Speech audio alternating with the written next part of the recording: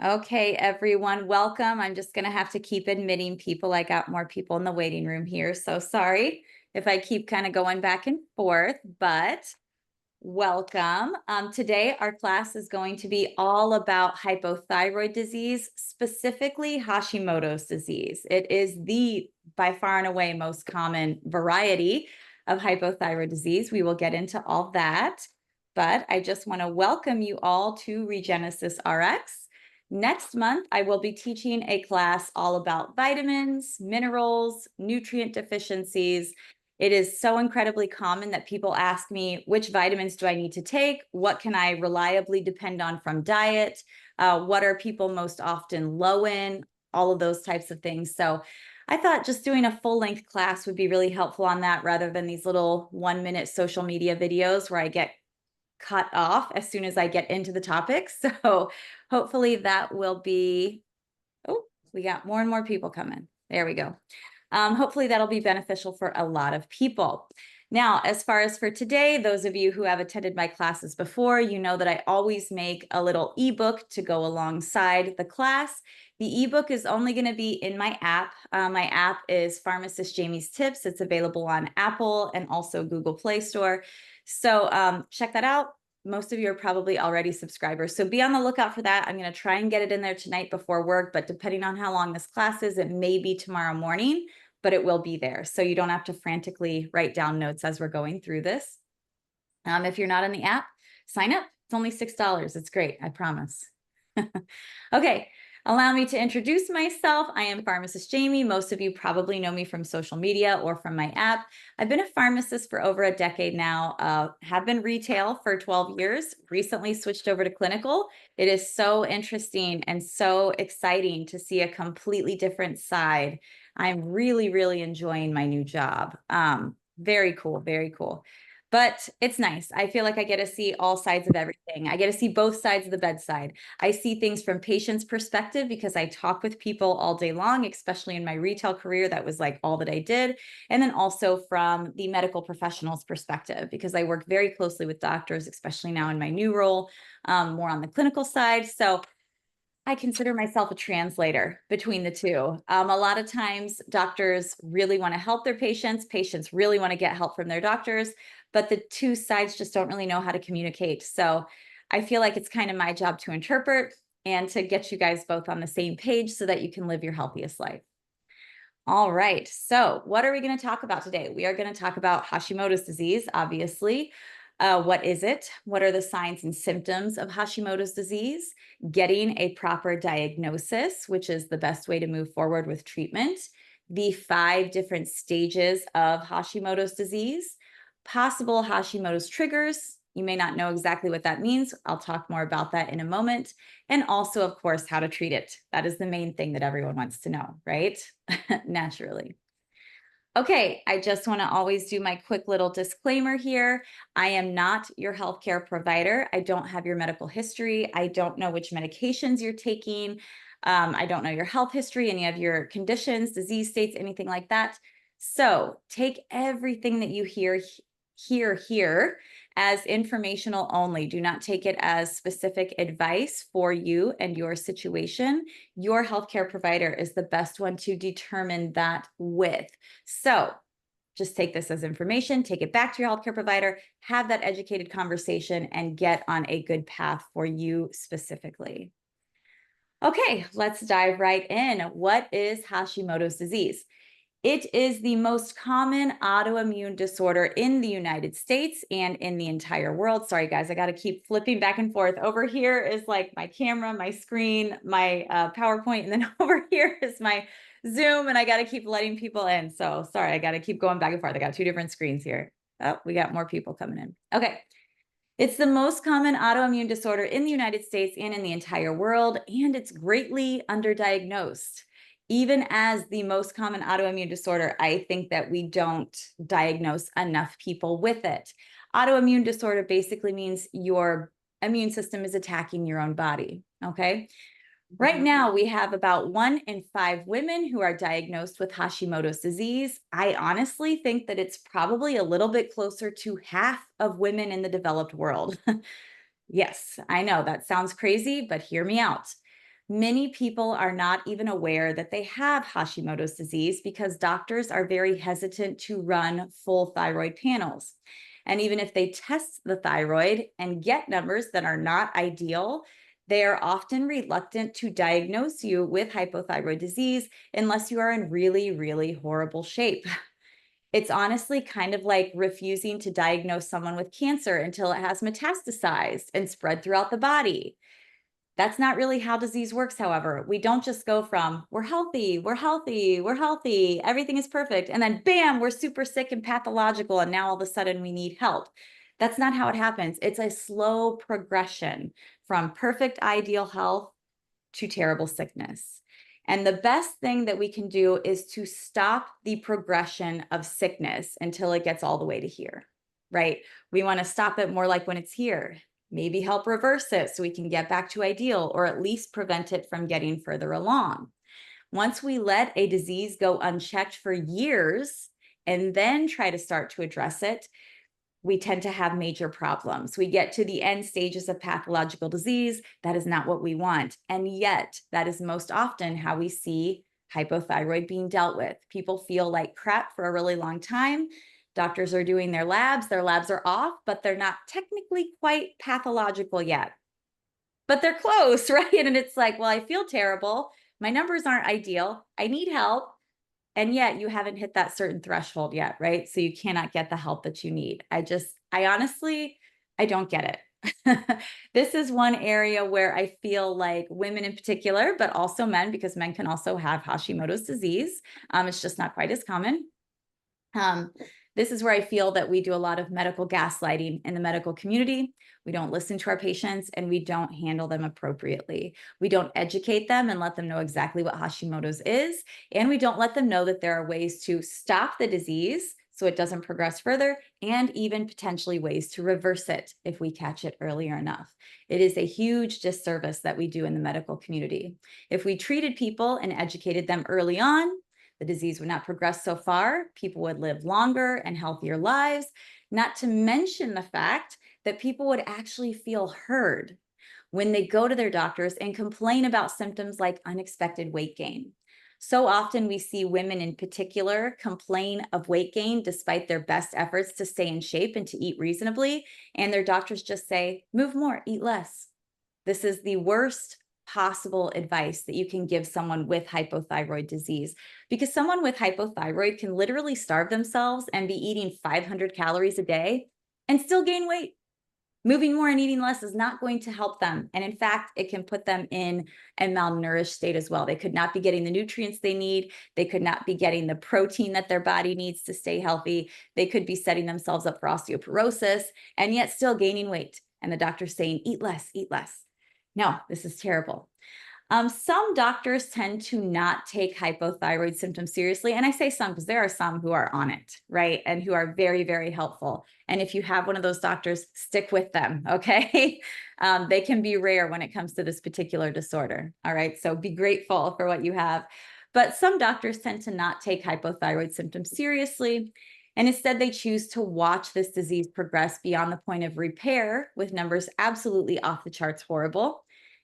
And they decide not to intervene at all until we get to that point. It's honestly just bizarre to me. We need to see better outcomes, and we see better outcomes in people who are treated early and educated early. So that's why I'm here. I'm here to educate you guys, and I'm here to let you know the right things to say to talk to your doctor about treatment. Okay, so I mentioned that Hashimoto's is an autoimmune disorder and how that means that your immune system is attacking your body.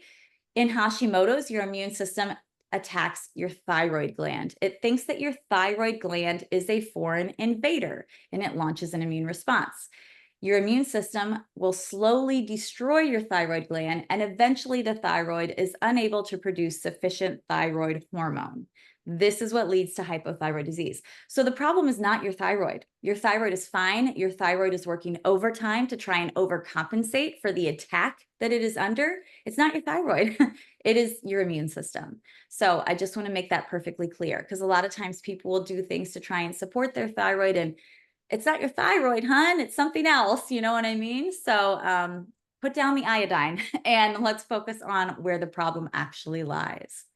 You could have hypothyroid disease due to other causes, like a lack of iodine, for example, or physical damage to the thyroid gland. Like if you were in a car accident and something happened there, a lot of times we'll see it with cancer of the thyroid. The thyroid has to be removed for a reason XYZ. You don't have a thyroid anymore. Those are different things. But for the vast majority of cases, hypothyroid is due to Hashimoto's. In fact, it's 90 to 97% of hypothyroid cases are Hashimoto's.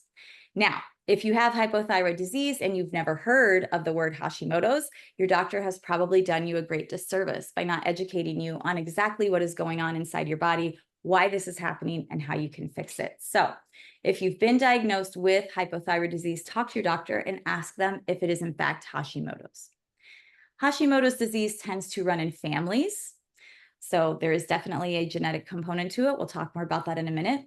It tends to show up either in puberty, around pregnancy, or perimenopause for women. It's a hormone. It's related to all of these hormonal things. When your hormones get out of whack in one place, they tend to be affected everywhere.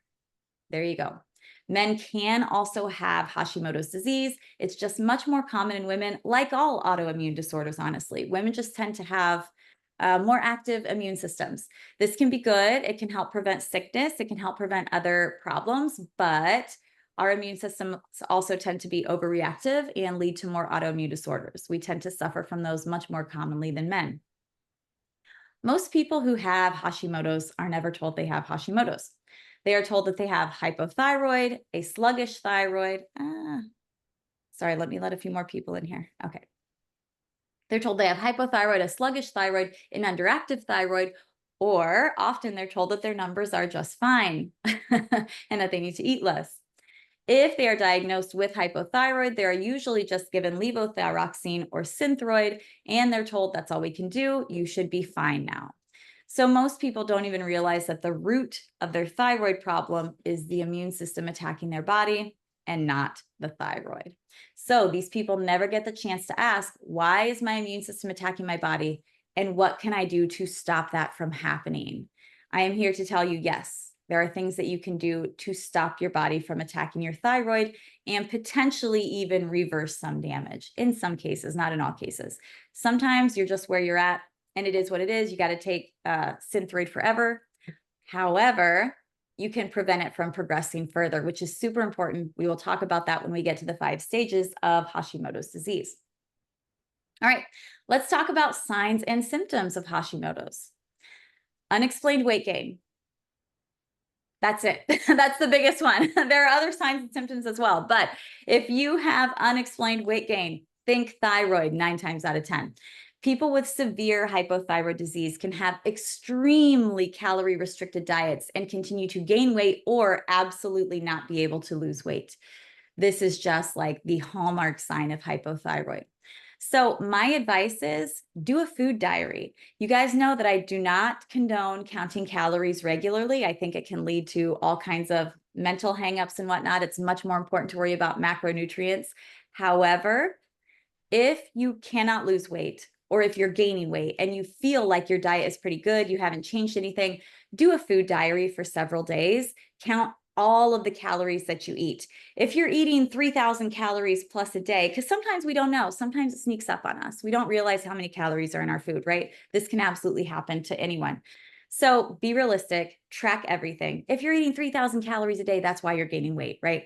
But if you're eating 1,500 calories a day and you're gaining weight or not losing, the problem is not your diet, okay? The problem is something medical. It is something physical. It is something you cannot overcome with all of the hard work in the world. Stop blaming yourself and get the help that you need because you're sick, okay? So this is a time when a food diary is helpful. I don't think it's a good idea to count calories every day, but just to make sure that you're being realistic about your intake and that you're not getting things a little bit sideways, you know, and being unrealistic in your calorie counts, this is a good time to do that. All right, another common thing that we see with Hashimoto's disease is acid reflux, irritable bowel syndrome, constipation, tummy troubles. Hashimoto's goes hand in hand with hypochlorhydria. Something you guys have heard me talk about a lot, that is low stomach acid. Also constipation, hypochlorhydria and constipation, that is the 1-2 punch of Hashimoto's disease. A properly working thyroid helps to keep your GI tract moving. A thyroid that is under attack shows up in all manner of tummy troubles. And if you've got hypochlorhydria, you are setting your body up for failure because you are not absorbing the nutrients from your food. It sets you up for osteoporosis, it sets you up for brain fog, it sets you up for all kinds of crazy stuff. And the bad news is you still get all of your calories, because people ask me that all the time. Well, if I have hypochlorhydria and I'm not absorbing nutrients from my food, doesn't that mean that I'm getting less calories? No, you're getting all the calories, but you're not getting any of the nutrition. It's basically like eating sugar. You're getting all the bad and none of the good. So we definitely want to try and eliminate hypochlorhydria whenever possible.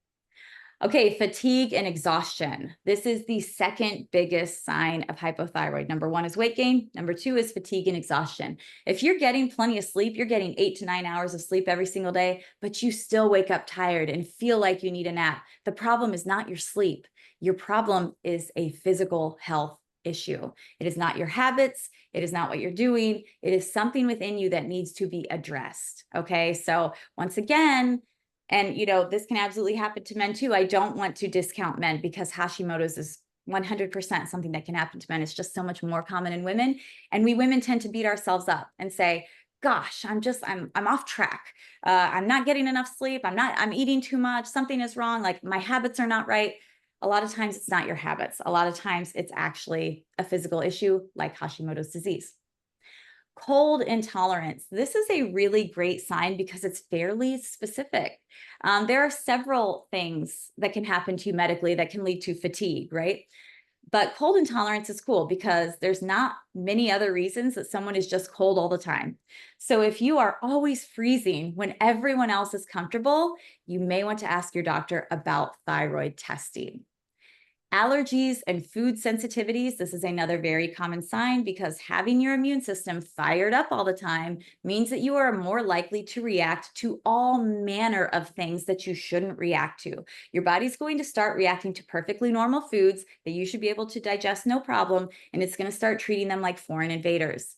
It can also happen with any other manner of allergies. You could be someone who's never been allergic to anything. Now you find yourself allergic to all types of things, to your pets, to pollen, to all types of things that never bothered you before. You're sneezing, you got all these issues that can be related to Hashimoto's. Brain fog, poor memory, super, super common symptom of Hashimoto's. This was one of the biggest signs for me personally. For those of you who don't know, I also have Hashimoto's disease. So crazy. I swear, I was like so perfectly healthy my entire life. And then in the last year, I found out I have celiac and Hashimoto's, but hey, welcome to perimenopause. What a great time to be alive, right? I started having to write down absolutely everything in my life or I would forget it. I was adding hundreds of notes to my phone and I used to have a completely photographic memory, would never forget anything. So for me, that was a huge sign. Like, why do I have to write down everything? Hashimoto's, you're welcome. Hair loss and hair thinning, one of the most common complaints that I get. Now, here is a wonderful tip. If you have hair loss or hair thinning due to hypothyroid disease, biotin is not for you. This is probably not your problem. Biotin, that's what you always hear of. Oh, if you've got hair issues, do your biotin. Probably not. So for people with hypothyroid disease, it is most often a picture of ferritin and selenium. So those are the two nutrients that you need to think about if you've got hair loss and thinning hair and also hypothyroid. Ferritin, that's like your iron, low ferritin, and then also selenium, something that just tends to be depleted in Hashimoto's disease, period. So make sure that your doctor checks in on those, make sure that you are supplementing those if necessary. It can help get you back to a nice, beautiful, full head of hair. See, I was going through all of this as well, so I understand your pain, all right? Emotional imbalance and anxiety, another common symptom of Hashimoto's. But honestly, I think that part of the emotional imbalance and anxiety can be because these people are sick and they need help. And they keep telling people, I'm sick and I need help. Things aren't right within my body. And yet people keep telling them, no, your labs are fine. Everything's fine. You just need to eat less. So maybe that's part of the anxiety. My personal opinion, my 2 cents there. All right, so let's talk about diagnosing Hashimoto's disease or hypothyroid in general. The quickest, easiest way to do this is a full thyroid panel. This is a very simple, very inexpensive blood test. It is usually completely covered by your insurance. It should cost you nothing. Even if you don't have insurance, it's relatively cheap. I think it's like less than $100. So that's it. Easy peasy, you know.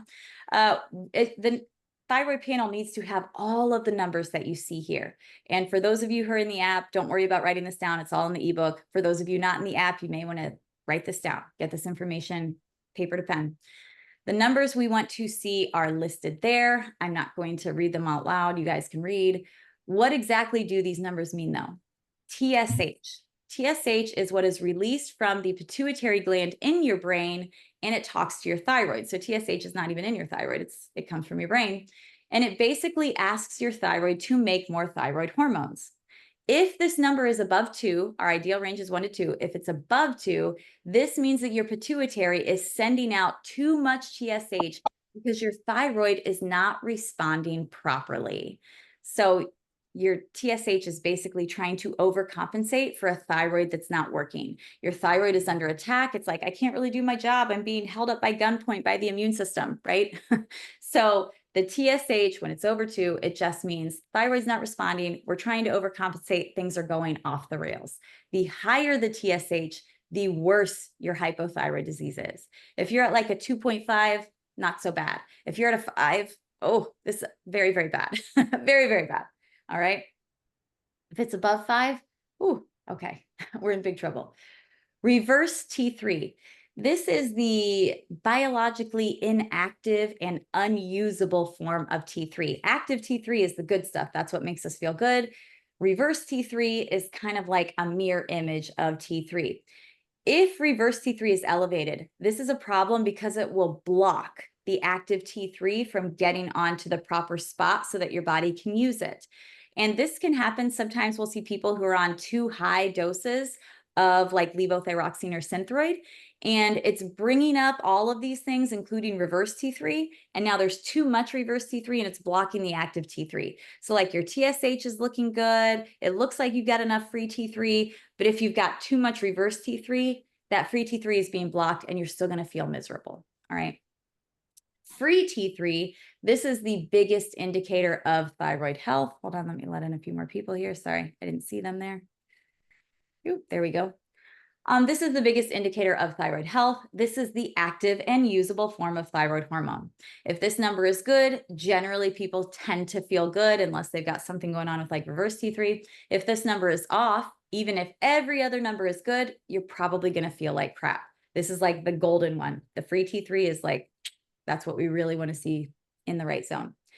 Free T4 is basically the precursor to T3. This is the inactive form. It has to be turned into free T3 by the body. So if your body is able to efficiently turn the free T4 into free T3, you're good to go. If it's not, then you may need to add in some biologically active T3 in exogenous form via medication. Now, thyroid antibodies, also important. This shows the immune system's response to the thyroid. It basically shows if you have Hashimoto's, an autoimmune disorder, versus any other type of hypothyroid disease. Most doctors never order thyroid antibodies. Why? Why would they not order this? Because most doctors treat Hashimoto's like they would treat any other type of hypothyroid disease.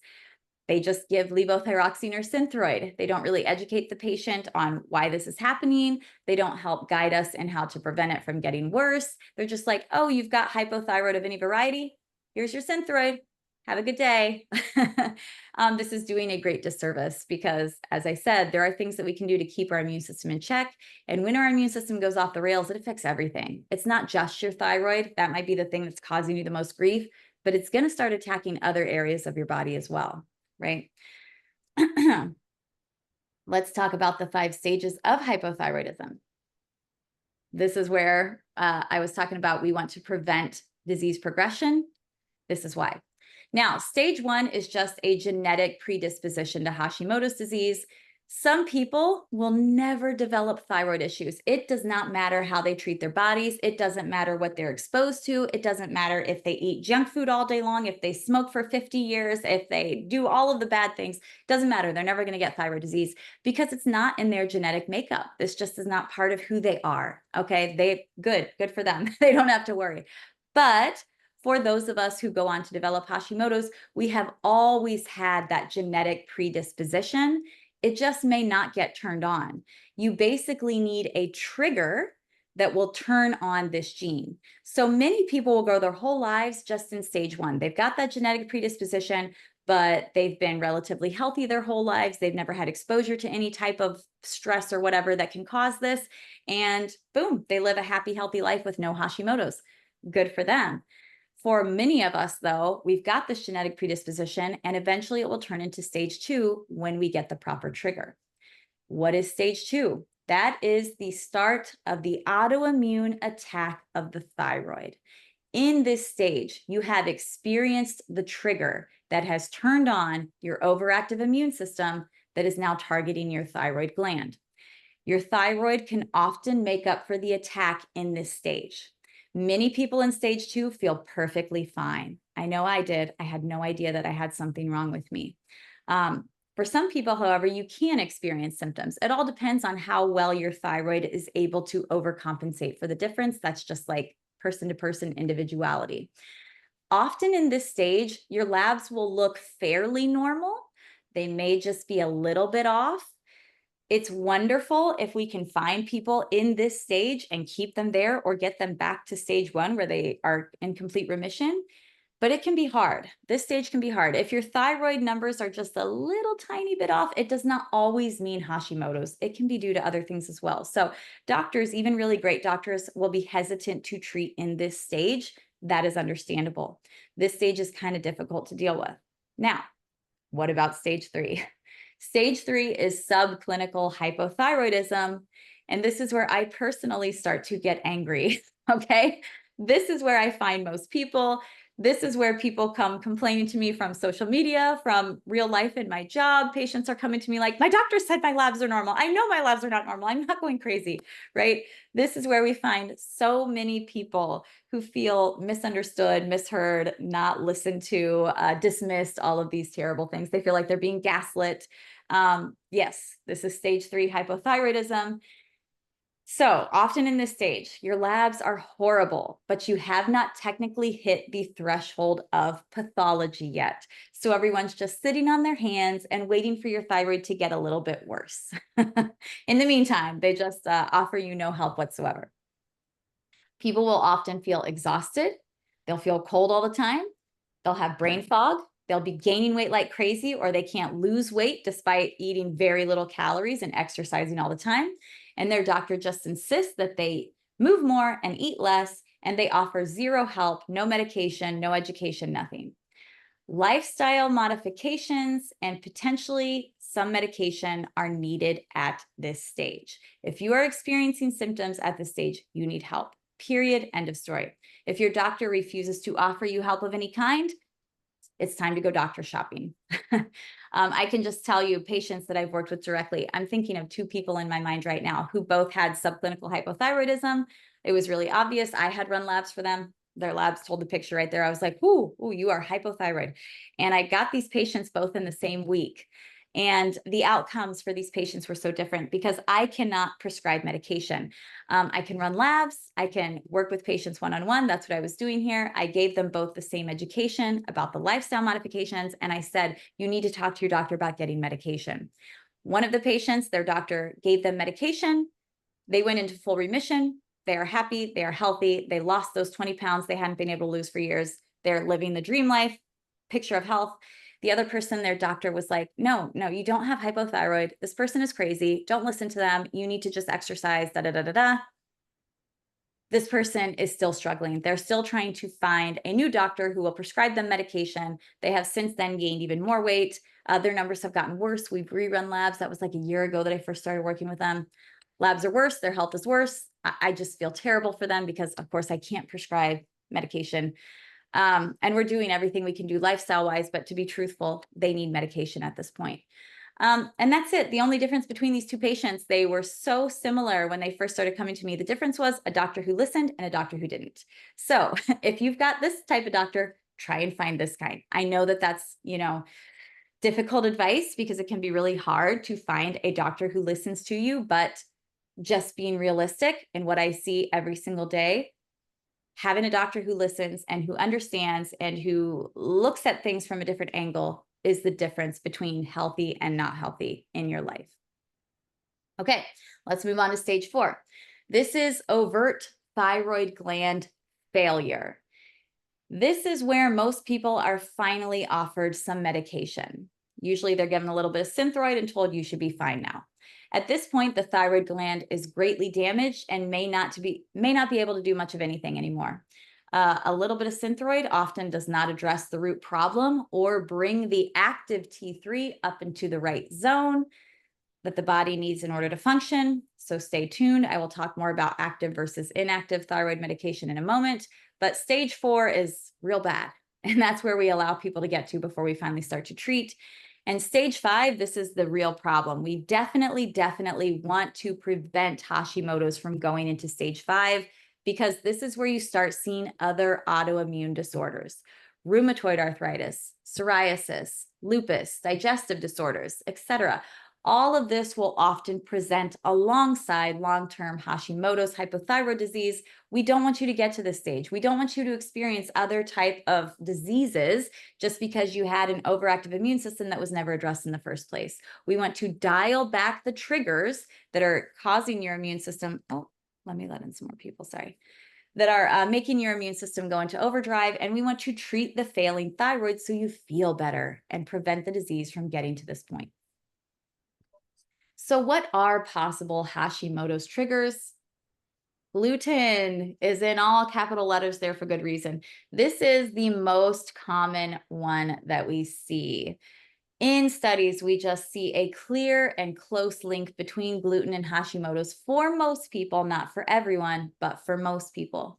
In many people, this tends to be the thing that gets their immune system activated and attacking the thyroid, basically eating too much gluten. And eliminating gluten from the diet tends to get Hashimoto's back into remission, or at least to stop the progression of the disease. In one study, 20% of people who were diagnosed with celiac disease, that means you have to stop all gluten in your life, and also Hashimoto's, so this was stage 4, clinically advanced Hashimoto's disease, 20% of people who eliminated gluten from their diet got it into complete and total remission with symptoms gone and labs in the ideal range. 20%. That's huge. It may not sound huge, but it's huge because these were very advanced cases. You know what I mean? So to go all the way back to ideal range, that is amazing.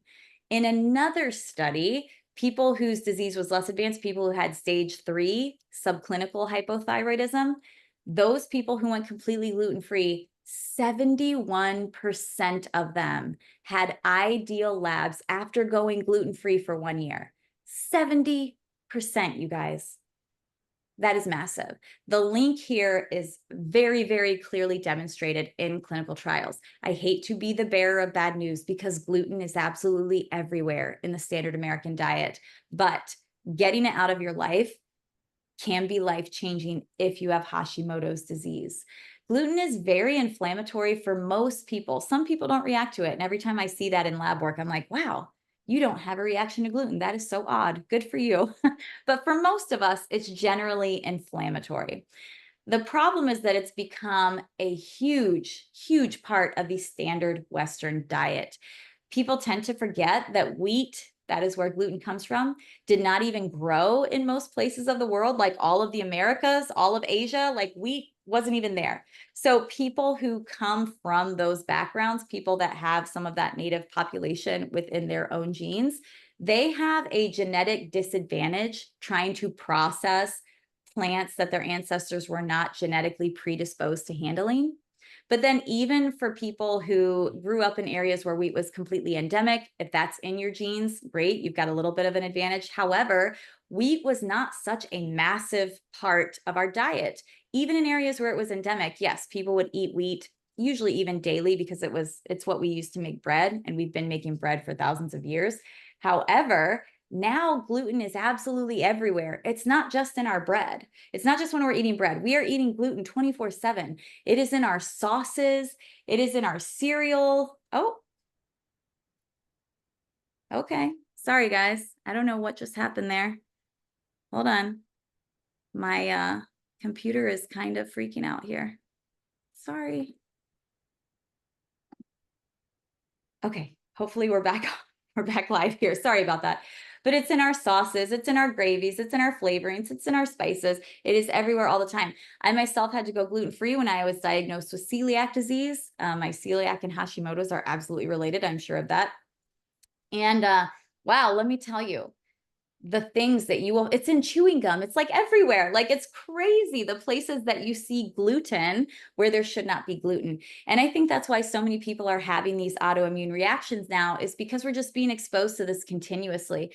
Most of us, if we had a little bit of gluten in our lives, it probably wouldn't be a big deal. But the problem is now it's everywhere. It's honestly just like sugar. Now that I'm thinking about this. So sugar is generally inflammatory for most people. Having a little bit of sugar in your life is fine. You know what I mean? Your body can absolutely handle a little bit of sugar, but eating massive quantities of sugar every single day is going to cause a host of health issues. This is why we see the rates of diabetes and metabolic syndrome just skyrocketing. Our bodies were never intended to eat this much sugar. Same with gluten. Our bodies were never intended to eat this much gluten. If we were just having a piece of bread every morning, it wouldn't be a big deal. But it's the fact that we are eating gluten constantly with every single meal that we partake, with our snacks in between meals, with our gum, with our spices, with our coffee, with everything. Gluten is everywhere. And that is not good for our bodies. So a lot of people are starting to have this autoimmune reaction to this inflammatory thing that we are consuming on a daily basis around the clock. I will be doing a class on going gluten-free as well. That's coming up in the next few months. I will talk to you guys about a lot of the tips and the tricks that I have learned in this process, going from eating gluten continuously to being completely gluten-free. So stay tuned. More information coming on that. Okay, what is another stressor that can lead to Hashimoto's disease? Stress. Stress hurts and stress kills. Oh, there we go. Okay, I think we're okay. Sorry, guys. I keep trying to let people in and not shut down my entire slideshow again. Stress hurts and stress kills. You may not have a physical trigger whatsoever. You could have been gluten-free your whole life. If you have got stress hormones constantly flooding your system, your heart is racing all the time, you've got pressures from work, you've got family, you've got financial stress, this can cause Hashimoto's to rear its ugly head as well. Extremely common. A lot of times we'll see Hashimoto's develop after a very stressful life event. Pregnancy, menopause, and hormones. As we said earlier, hormones work together. When one area is off, it will throw everything else off as well. We often see hypothyroid disease appear during these hormonal upheavals in life. Exposure to toxins is another very dramatic Hashimoto's trigger. This could be anything from the mundane to the super toxic. A really interesting study I found was one showing that 81% of children, which children really should not be having hypothyroid disease, right? They haven't been exposed that much yet, but 81% of children who lived near Chernobyl, where that terrible radiation incident happened, had thyroid antibodies, had these signs of hypothyroid disease, right? While less than 17% of children in similar areas of Russia, just not near the radiation, had the antibodies. So 81% of children near Chernobyl, 17% of children not near Chernobyl. There you go. So that's a pretty extreme toxin to be exposed to. Most of us don't necessarily have to worry about radiation via Chernobyl style incident, but even things like mold, microplastics, BPA, hormones in our food, anything like that can also contribute. So filter your water, guys. Get a reverse osmosis filter if you can. Avoid water bottles. Avoid heating your stuff up in plastic.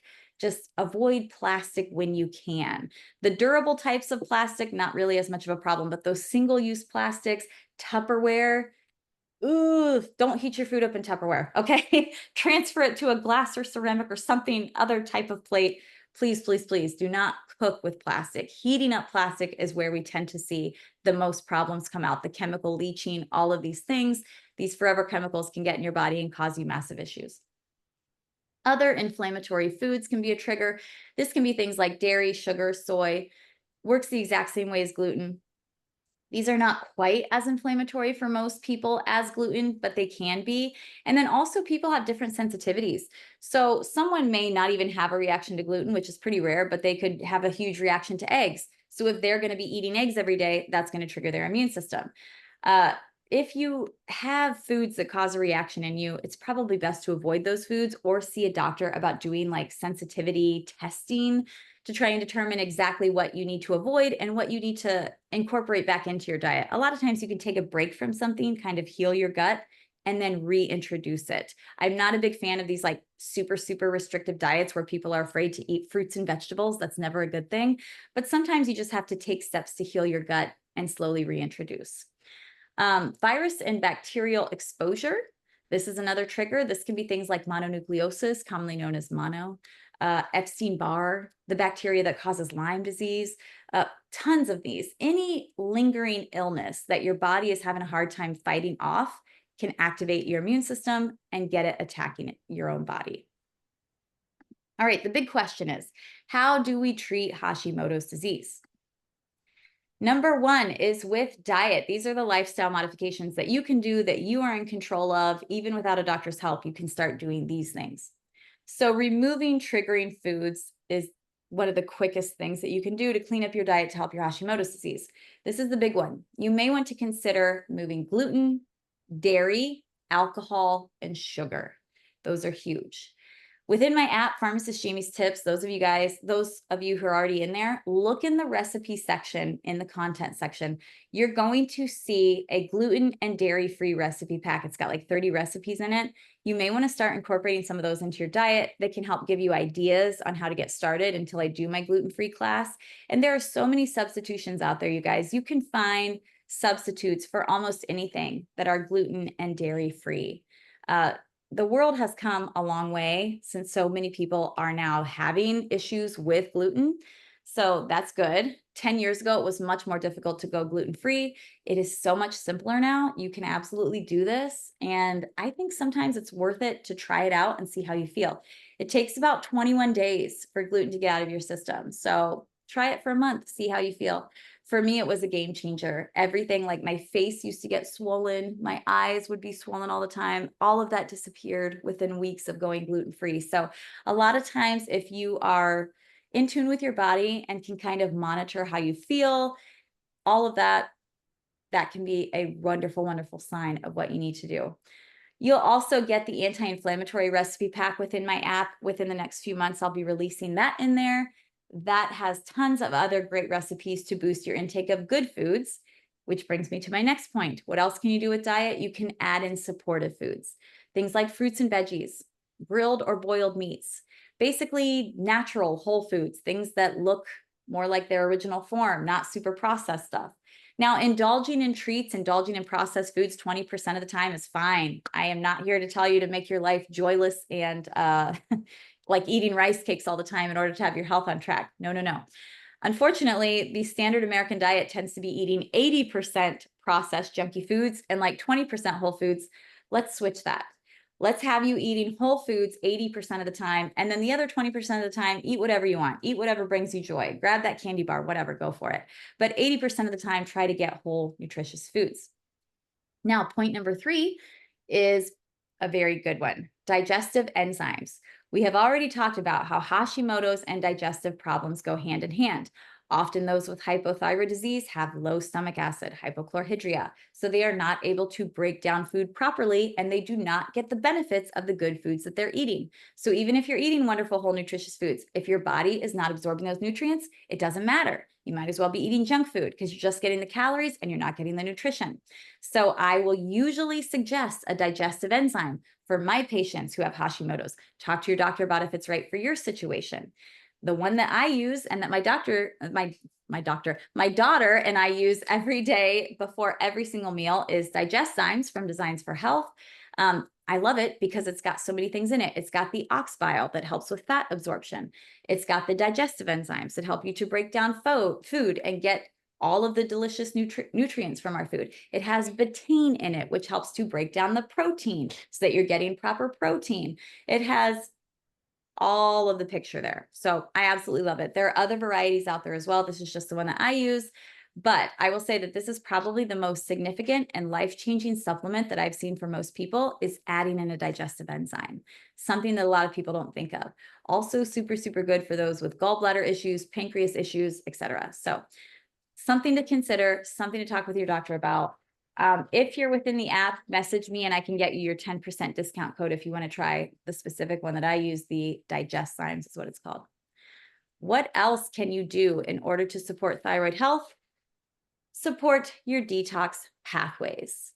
You guys know that I hate the word detox. I hate the word cleanse. I'm not one who goes for these extreme juice cleanses and all that because your body already has wonderful detoxification organs. You don't need all of these extra things. The liver and the kidneys do a phenomenal job at detoxing most of the junk that we are exposed to. But sometimes we need to support these organs and give them a boost, especially if they're overworked. Now, how can you do this? Move your body every day. You get bonus points if you break a sweat because your body will also release toxins through your sweat. So get moving.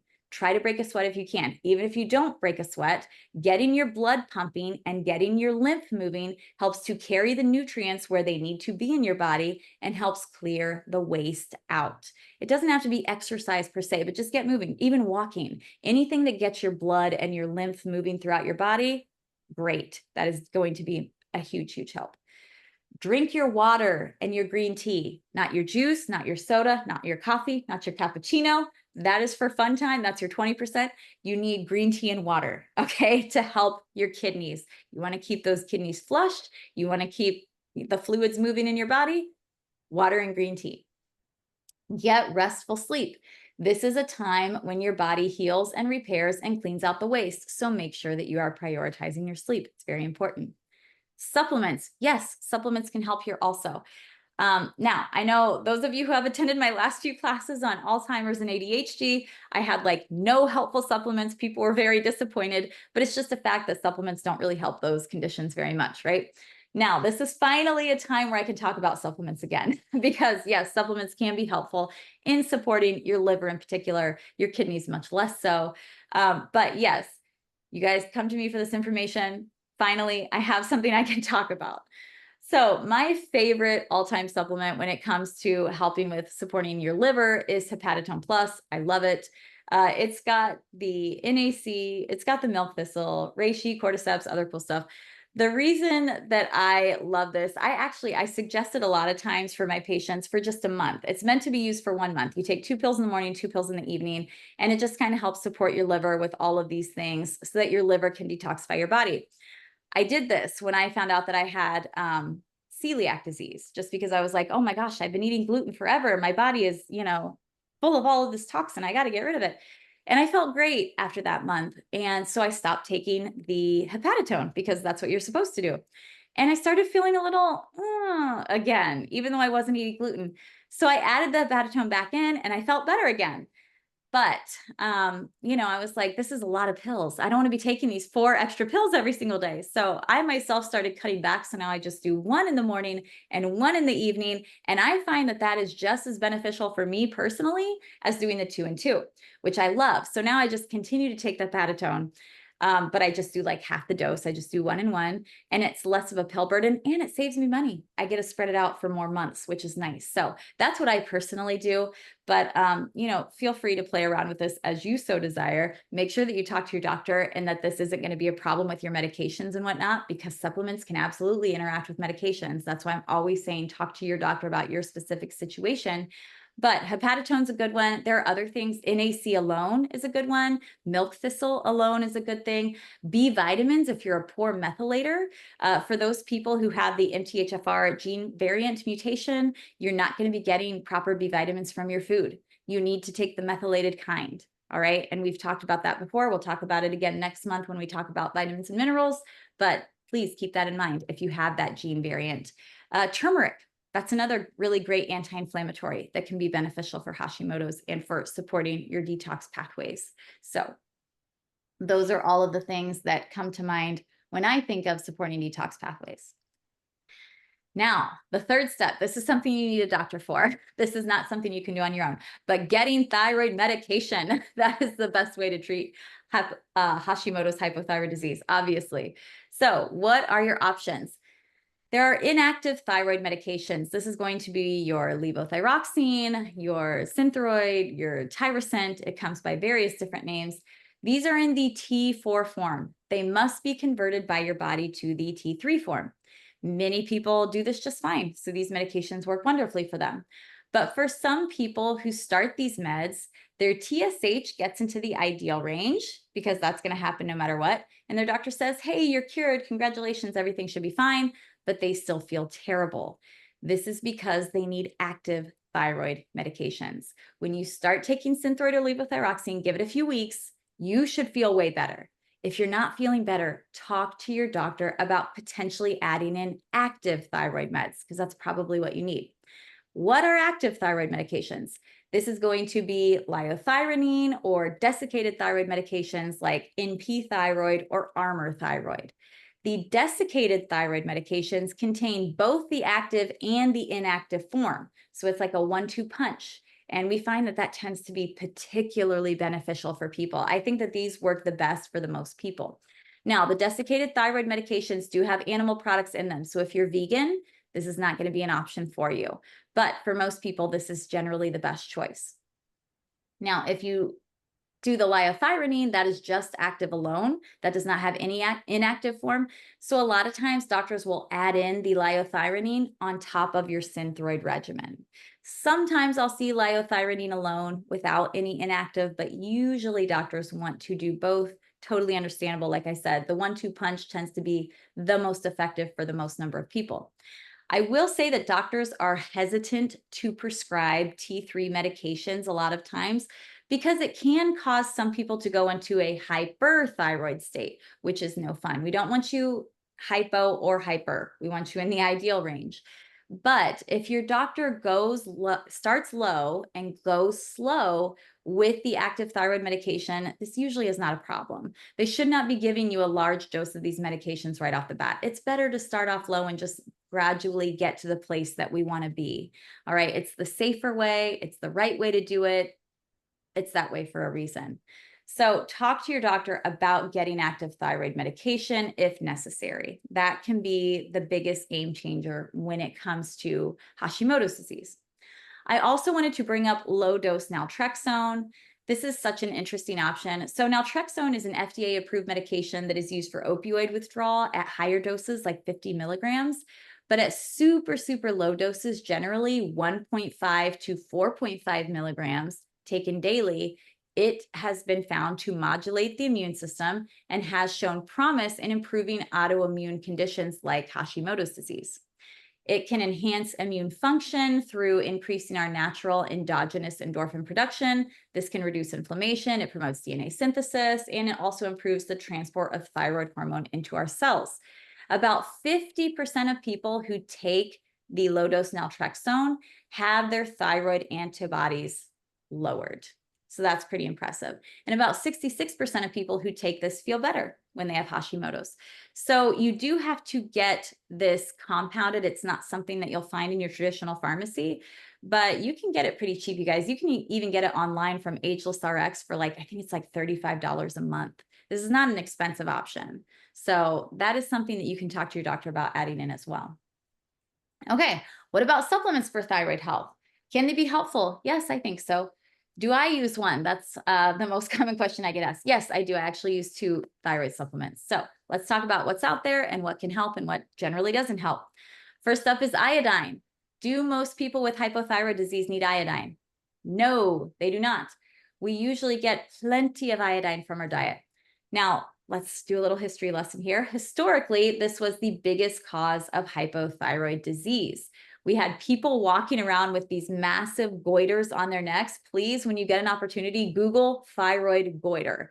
Your mind is going to be blown. It's so crazy. I just find stuff like this super, super interesting. But basically, people would get these overworked thyroid glands that would become really, really large because they were deficient in iodine. And your thyroid absolutely needs iodine in order to function.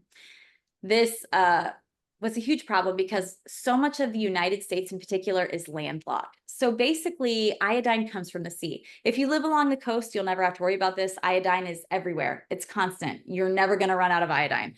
However, if you live in a landlocked area and you never are exposed to the ocean, you may become iodine deficient. This is what used to happen with much of the United States since it is so landlocked. It was extremely prevalent not that long ago. Well, the US decided to start taking action because they considered this a pandemic.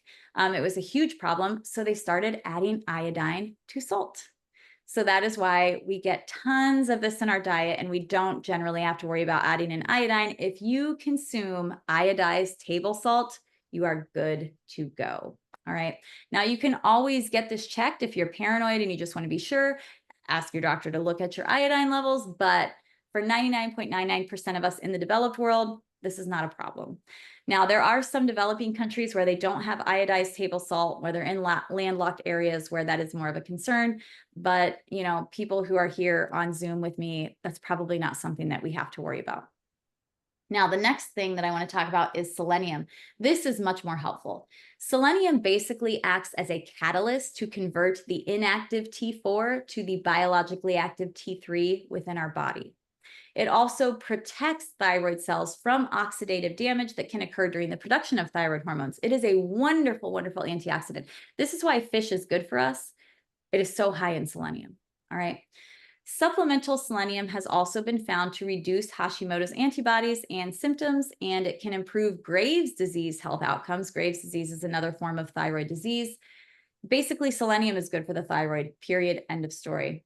If people take selenium in supplemental form during pregnancy, it will reduce the incidence of postpartum thyroid disease. So we've got lots of data to support selenium use in hypothyroid issues. Now, it has a very narrow therapeutic range. You need to be careful with this one. You don't want to just be taking it willy-nilly. Doses under 100 micrograms are probably too small. That's not going to do anything for you, while doses over 800 micrograms are considered toxic. So don't just start popping selenium tablets. And I know Brazil nuts are super high in selenium. So a lot of times people say, eat Brazil nuts every day. Do not go overboard with Brazil nuts either. Okay, be cautious. Narrow therapeutic range between 100 and 800. You don't want to get outside of that zone. All right, please, please use judiciously. Blood sugar balancing supplements like American ginseng, chromium, inositol, berberine, all of these can help improve Hashimoto's also, since Hashimoto's and metabolic syndrome, all of that kind of go hand in hand. So you may want to look into some blood balancing supplementation. And what do I use personally? I use two different things. Like I said, I use Designs for Health supplements. So sorry, guys, I'm going to talk about them a lot. That's the ones that I use for almost everything. But the ones I use are called Thyramune and Thyroid Synergy. These have selenium, inositol, American ginseng, chromium. It also has like zinc and B12, the methylated B vitamins, all of these things that can offer some additional support. I really like both of those products. I feel that they help me personally, to each their own when it comes to supplements. Okay, now let me stop doing my screen share so I can see if anyone's got any questions in the chat here. Oh yes, guys, check out the ebook. It's probably going to be tomorrow because I'm going to have to get to work soon. So for those of you in the app, just check it tomorrow. Let me see if we've got any comments here in the chat. And yeah, Q&A. I know this thyroid is so complicated. So if I didn't explain anything clearly enough, or if you have any questions, go ahead, pop in the Q&A and I will try to get to that. What about cold sores at stage 5? Yes. So cold sores, that's not really autoimmune related, but if your immune system is stressed out and dealing with your thyroid and all that, yes, you are going to be more likely to have cold sores. That is basically just a virus that is reactivating. So absolutely, anytime your immune system is off, you're going to have more risk of cold sores for sure. Is there a relation? Yes, there's absolutely a relation. That's another autoimmune disorders. Was diagnosed many years ago. Then last year, diagnosed, didn't have advice to drink more water without blood work. Last 6 months have all had thyroid workup, supposedly normal. Yeah, those two are definitely related. I would love to see your thyroid numbers. So compare them to the labs that I had up there and see. My guess is that your thyroid labs are not ideal. They're probably not technically pathological yet, but I highly doubt if you've already got other autoimmune disorders, you've had two benign thyroids nodules probably that were recently biopsied. Yeah, I'm going to guess that you've got some autoimmune things going on. Oh, the name of the two supplements. Oh, the company name is Designs for Health. And if you're in the app, don't forget to message me so you can get your 10% off. And I take Thyramune and Thyroid Synergy. I probably have some down here. Oh no, it's up there in my medicine cabinet. I don't have any down here. I've got like a whole, I have like a whole little supplement kit under here. Here's my Digestzymes. But yeah, I actually had to just open my new bottle. This is like my extra stash for when I accidentally run out if I don't put my order in time. But yeah, Thyramune. So it's like Thyrommune, and then Thyroid Synergy. Thyroid Synergy is almost kind of like a multivitamin that just has, stuff specific for thyroid that's helpful. It's not really a multivitamin because it doesn't have all that other junk, but it's like vitamins known to support the thyroid. So it's got like the B2, it's got the zinc, it's got the selenium, of course. And then the Thyramune, that just has like a little bit of selenium and inositol. And between the two of them, I think it gives me like 300 micrograms of selenium so that I'm right in that golden zone. I think a 200 to 400 microgram dose is the most beneficial when it comes to selenium. But as I said, it's really important to stay between 100 and 800. You do not want to get outside of those boundaries. You mentioned turmeric. Oh, hold on. How do we incorporate that into the diet? Okay, so Tina, definitely turmeric is a great thing to have in your food because it can really help your gut microbiome. But when you're looking more to reduce inflammation, especially with something like Hashimoto's and then also arthritis, turmeric is super beneficial for arthritis. Having it in your food is not enough because you need super, super high doses of it to the point where there's no way that you could eat food that spicy. It's just too much. So when it comes to things like Hashimoto's and arthritis, you have to do the supplementation with turmeric. But I eat turmeric in my food. I love Indian food. I'm obsessed with it. I eat it all the time. And it's great for your gut microbiome when you get it in the food form. But specifically when you're trying to reduce inflammation, you got to get the supplement. So you mentioned, oh, no, that's the one I just read. How frequently should someone have their thyroid numbers tested?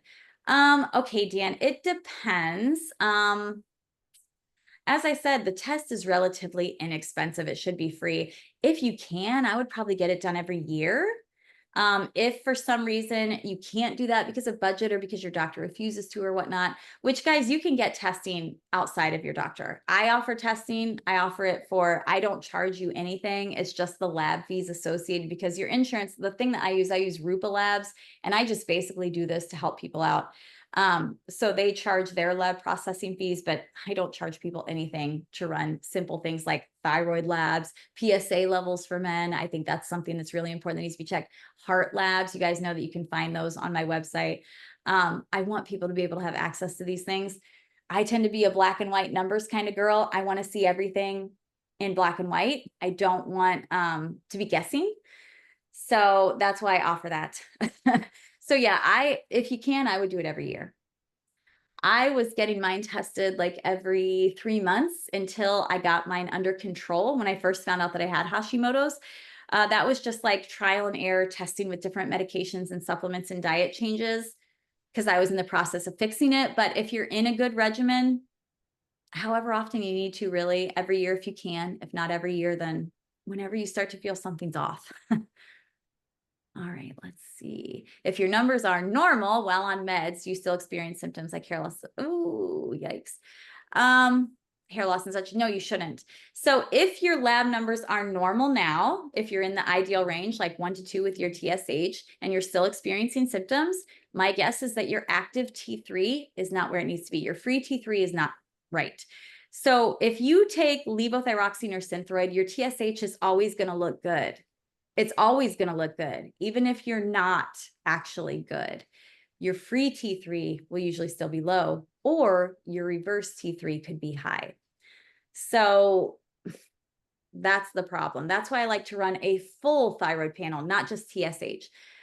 because you need to see, even though I'm taking this T4 medication, is my body actually turning it into the active T3 and doing what it needs to do to make me better? My guess is no in your case. If you're still getting those symptoms, you probably need active thyroid. So talk to your doctor about that. See what your free T3 is, not just your TSH, and see if you can get some active thyroid, or at least the desiccated form. Sometimes the doctors are more likely to prescribe the desiccated form that's got the active and the inactive combined for whatever reason. And like I said, I personally think that it tends to work the best for the most people. In my experience, in my practice, people who are taking that medication do better. And also when we look at clinical trials, we see people taking the desiccated form tend to have better results and tend to feel better. So all right, it looks like that is the last question there. So thank you guys so much for being here.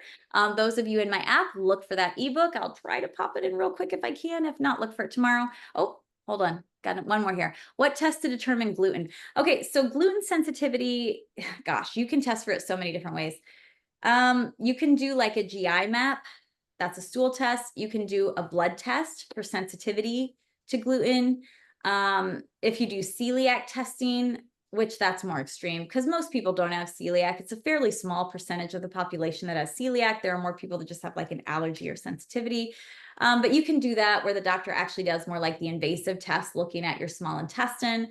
So many ways to test gluten. Talk to your doctor about testing for gluten sensitivity. A blood test is probably easiest and cheapest. Stool tests are wonderful. They show us so many wonderful things, but they tend to be pretty pricey. That's the biggest problem with them. I think your standard GI map test runs about $400. So that can be a little problematic for a lot of people, but a blood test is probably the simplest way. Thank you so much, guys. I appreciate it. Thank you for all of the wonderful feedback. Everyone have a great night, and I will see you soon. Take care.